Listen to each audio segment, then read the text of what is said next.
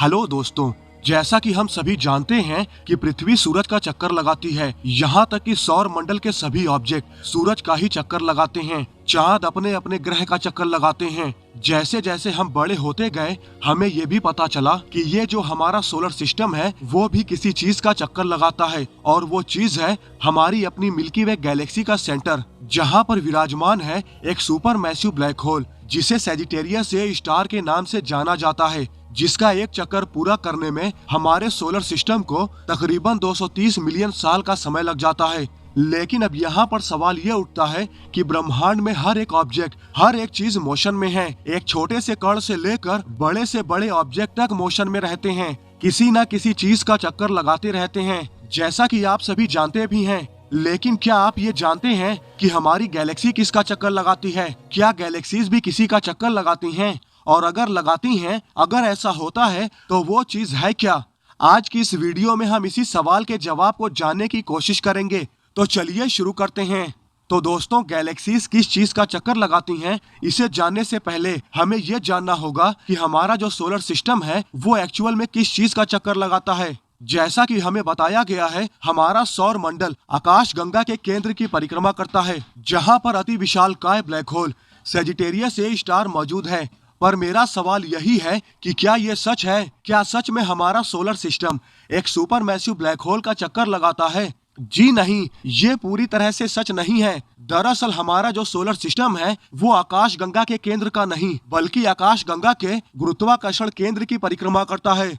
आप इसे ऐसे समझिए, ये है Sagittarius A star black hole, जो कि मिल्की वे के सेंटर में विराजमान है। इसका जो टोटल मास है वो तकरीबन 4 मिलियन से अधिक सूर्यों के बराबर है, जो कि पूरी आकाश गंगा की तुलना में काफी ज्यादा कम भारी है। सैजिटेरियस ए स्टार आकाश गंगा के द्रव्यमान के 1% का केवल 3 लाखवां हिस्सा बनाता है, जो कि बहुत ज्यादा कम है। यही वजह है कि हम निश्चित हो सकते हैं कि हमारे सूर्य सहित सभी तारे गैलेक्टिक सेंटर में सुपर मैसिव ब्लैक होल की परिक्रमा नहीं कर रहे हैं। इसके बजाय वो एक बिंदु की परिक्रमा कर रहे हैं, जिसे गैलेक्सी के द्रव्यमान केंद्र या बैरी सेंटर के रूप में जाना जाता है। किसी आकाश गंगा के द्रव्यमान का केंद्र वह बिंदु होता है जिसके चारों ओर समान मात्रा में द्रव्यमान होता है। मतलब किसी ऑब्जेक्ट का बैरी सेंटर वो बिंदु होता है जहां पर चीजों को बैलेंस किया जा सके, जिस बिंदु पर चीजें डगमगाए न, एकदम संतुलित रहें। सोलर सिस्टम में भी सूर्य और सभी ऑब्जेक्ट के साथ ऐसा ही है। दरअसल सोलर सिस्टम में सूर्य अकेले ही पूरे सोलर सिस्टम का 99.86% मास अपने अंदर ही लिए बैठा है। इसलिए सौर मंडल का जो गुरुत्वाकर्षण केंद्र बिंदु है वो सन के भीतर ही लाई करता है। यही वजह है कि हमें ऐसा लगता है हम सूर्य के चारों ओर घूमते हैं, जबकि हम बैरी सेंटर के चारों ओर घूम रहे होते हैं।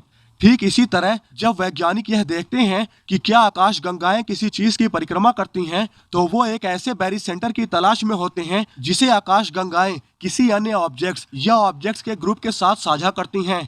अब आकाश गंगाएं किसी चीज की परिक्रमा कर रही हैं या नहीं, ये आपके द्वारा जांचे जाने वाले स्केल पर निर्भर करता है। तो आइए सबसे पहले आकाश गंगा के समूहों से शुरू करते हैं, विशेष रूप से आकाश गंगाओं के स्थानीय समूह से। हमारी जो आकाश गंगा है मिल्की वे गैलेक्सी, वो स्थानीय आकाश गंगा समूह यानी लोकल ग्रुप का हिस्सा है। लोकल ग्रुप का डायामीटर लगभग 10 मिलियन प्रकाश वर्ष है, और इसमें लगभग 80 अलग अलग आकाश गंगाएं मौजूद हैं। इसके 2 सबसे बड़े सदस्य एंड्रोमेडा गैलेक्सी और मिल्की वे गैलेक्सी हैं। इसमें बड़े और छोटे मैगेलेनिक क्लाउड्स भी हैं। बाकी सदस्यों में से अधिकांश बौनी आकाश गंगाएं हैं। इस इमेज में आप देख सकते हैं कि लोकल ग्रुप 2 अलग अलग ग्रुप में विभाजित हैं। एक के केंद्र में हमारी आकाश गंगा है और दूसरे के केंद्र में एंड्रोमेडा गैलेक्सी। लोकल ग्रुप के भीतर एंड्रोमेडा और मिल्की वे गैलेक्सी इस क्लस्टर में अन्य सभी आकाश गंगाओं की तरह एक सामान्य गुरुत्वाकर्षण केंद्र की परिक्रमा कर रहे हैं। अब चूंकि इन दोनों का द्रव्यमान लगभग समान है, इसलिए उनका बैरी सेंटर दोनों के बीच में है। लोकल ग्रुप में सभी गैलेक्सीज इसी गुरुत्वाकर्षण केंद्र से बंधे हैं, इसलिए वो एक दूसरे से दूर नहीं जा सकते। हालांकि कुछ अरबों सालों में एक दूसरे की ओर उनका गुरुत्वाकर्षण खिंचाव उन्हें आपस में टकराने और आपस में मर्ज हो जाने की वजह बनेगा। अब जैसा कि हम जानते हैं कि हमारी आकाश गंगा किसी चीज की परिक्रमा कर रही है, जो है लोकल ग्रुप में जितनी भी गैलेक्सीज हैं उन सभी के द्रव्यमान का केंद्र। लेकिन क्या हमारा लोकल ग्रुप भी किसी का चक्कर लगाता है? तो आइए इसे अब सुपर क्लस्टर के नजरिए से देखते हैं। हमारा जो लोकल ग्रुप है वो वर्गो सुपर क्लस्टर का हिस्सा है, अब यहीं पर सबसे मजेदार बात जो आती है कि ये जो लोकल ग्रुप हैं वो किसी भी चीज की परिक्रमा नहीं कर रहे हैं, और इसके पीछे की वजह है गुरुत्वाकर्षण के काम करने का तरीका। ग्रेविटी के इन्फ्लुएंस को दो फैक्टर्स प्रभावित करते हैं, द्रव्यमान और दूरी। More massive equal to more gravity, more distance equal to less gravity. Virgo super cluster, जिसका हमारा लोकल ग्रुप हिस्सा है, उसमें 100 से अधिक क्लस्टर और आकाश गंगाओं के समूह शामिल हैं। वर्गो सुपर क्लस्टर तकरीबन 110 मिलियन लाइट ईयर्स तक फैला हुआ है, और इसमें शामिल जो गैलेक्सीज के ग्रुप हैं, उनके आपस के बीच की दूरी काफी ज्यादा है, जिस वजह से ग्रेविटेशनल अट्रैक्शन इतना कमजोर हो जाता है कि वो गैलेक्सीज के ग्रुप्स को सुपर क्लस्टर के भीतर एक साथ बांधने में असमर्थ हो जाता है। इस वजह से लोकल ग्रुप्स ऑफ गैलेक्सीज या लोकल क्लस्टर किसी भी बिंदु की परिक्रमा नहीं करते, इसके बजाय वो अंतरिक्ष में ऐसे ही तैरते रहते हैं। हालांकि ये बस तैरती ही नहीं है, बल्कि एक दूसरे से दूर भी होती जा रही हैं because of expansion of the universe.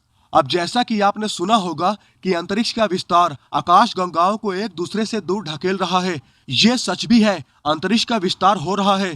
इसलिए आप आश्चर्यचकित हो सकते हैं कि आकाश गंगाएं एक दूसरे से कैसे बंधी रह सकती हैं, ये किसी बिंदु का चक्कर कैसे लगा सकती हैं। तो दोस्तों, इसका सिंपल सा जवाब है कि जहां ग्रेविटेशनल फोर्स ज्यादा मजबूत होता है, वहां ब्रह्मांड के विस्तार का प्रभाव नहीं पड़ता। जैसे कि गैलेक्टिक ग्रुप्स में, यानी कि हमारे अपने या फिर किसी भी लोकल ग्रुप्स में, आकाश गंगाएं गुरुत्वाकर्षण द्वारा एक साथ बंधी हुई हैं, इसलिए उनके बीच का स्थान एक्सपेंड नहीं हो रहा है। इसलिए लोकल ग्रुप्स में मौजूद गैलेक्सी किसी एक बिंदु का चक्कर लगाती हैं। लेकिन अगर हम इसे लोकल ग्रुप से हट के किसी बड़े स्तर पर देखें, लाइक किसी सुपर क्लस्टर पर, तो जैसा कि हम सभी जानते हैं, गुरुत्वाकर्षण का केंद्र बनाने के लिए द्रव्यमान पर्याप्त रूप से लोकलाइज्ड नहीं है, क्योंकि ये बहुत ही फैला हुआ है। इसके पीछे की एकमात्र वजह है डार्क एनर्जी, जो ज्यादा दूरी होने पर ग्रेविटेशनल फोर्स पर हावी हो जाती हैं, जिस वजह से वो गैलेक्सीज के ग्रुप्स को एक दूसरे से दूर ढकेल रही हैं। और यही वजह है कि ब्रह्मांड में लगभग 97% आकाश गंगाएं हमसे दूर जा रही हैं और कभी भी हमारी पहुंच में नहीं होंगी, भले ही हम प्रकाश की गति से ही यात्रा क्यों न कर सकें।